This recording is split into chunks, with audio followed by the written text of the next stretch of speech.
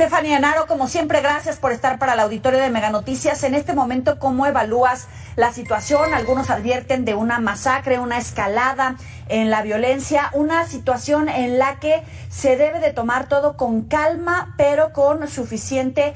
responsabilidad de las relaciones internacionales, de la geopolítica a nivel global. Antes que nada, muchas gracias, Joely, por la invitación. Como lo comentabas al inicio de tu programa, estamos viendo imágenes en Medio Oriente que nos hablan de una situación delicada. En las próximas horas la situación podría ponerse peor y justamente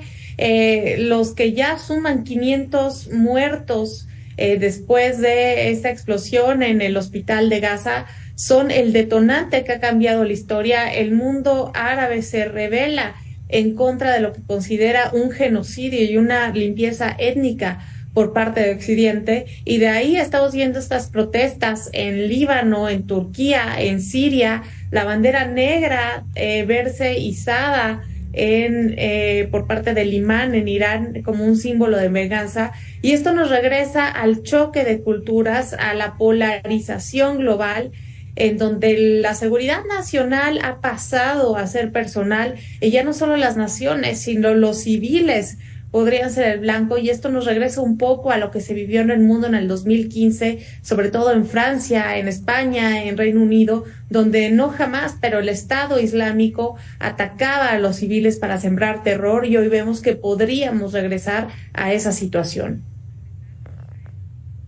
Una situación lamentable, crítica, que pues ha pasado a la historia, pero después de esta situación en el hospital, evidentemente que deja civiles con estas bajas, que tal vez muchos de ellos lograron sobrevivir a los primeros días de guerra, a los primeros ataques en Israel, en este famoso concierto, pero hoy, como bien dices, Steph, los civiles pueden ser blanco, puede escalarse y salirse de control por completo.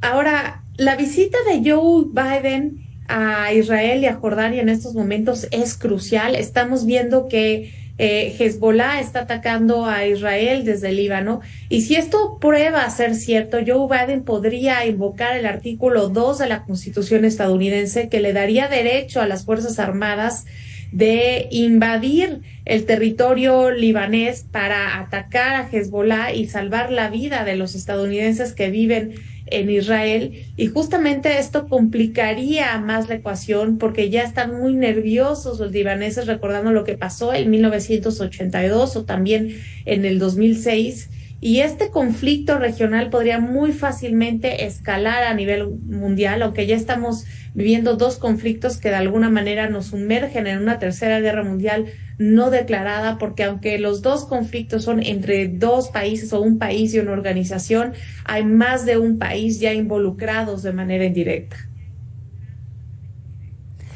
Híjole, es que tocas las palabras clave que incluso tú las lees en redes sociales, y es lo que desata la alerta de pues toda la gente cuando uno piensa en tercera guerra mundial. Realmente en este momento, ¿dónde están las cosas? ¿Cuáles son las franjas rojas que no se deben de cruzar y que la gente debe de estar alerta de la información que consume, de las señales a nivel internacional? Joely, estamos al cuarto para las 12 antes de que este conflicto estalle, y en el momento que se compruebe que hay un tercer país involucrado, en ese momento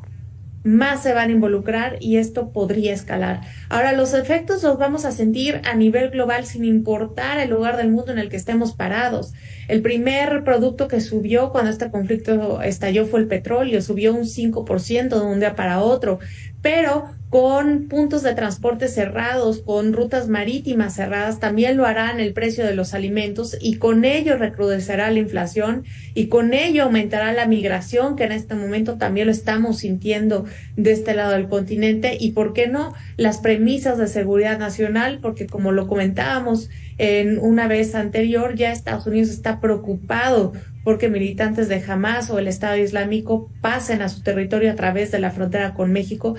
y esto no nos conviene a nadie. Claro, y bien lo ponías, bien lo has ido adelantando para nuestro auditorio desde la semana pasada cuando ponías estas alertas en la agenda. Ahora, hoy por hoy, ¿cómo está manejando la Cancillería mexicana el tema de los 2 secuestrados, los 2 mexicanos que todavía no tenemos información? La doctora que está en la Franja de Gaza y que vive horas cruciales, si lo queremos ver de manera positiva. Los 1,000 mexicanos que ya están fuera de esa zona, pero hay alrededor de 4,000 más en Israel. Y por un lado son los mexicanos involucrados directamente en la guerra y por otro lado cómo está manejando precisamente en territorio mexicano la situación de migración, los discursos, los comunicados del gobierno de México frente a esta situación.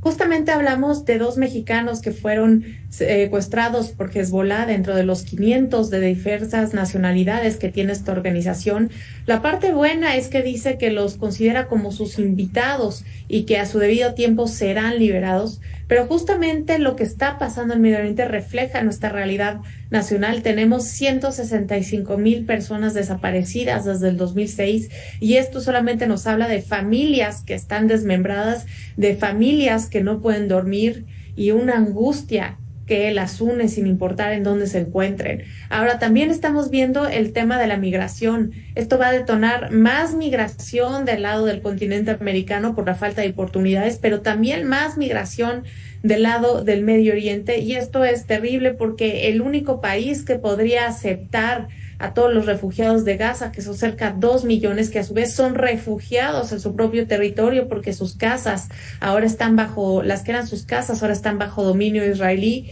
pues justamente sería Egipto y tampoco tiene la capacidad económica para aceptarlos y esto complica más la ocasión en un momento en donde en Europa renace la xenofobia, el antisemitismo y también una mala situación económica no hace posible que puedan ser aceptados. Stephanie Anaro, si nos lo permites, estaremos en contacto contigo, con tu acertada apreciación, con estas notas para nuestro auditorio. Muchísimas gracias por estar con nosotros. Muy buena noche. Muy buenas noches, Joely. Estamos pendientes.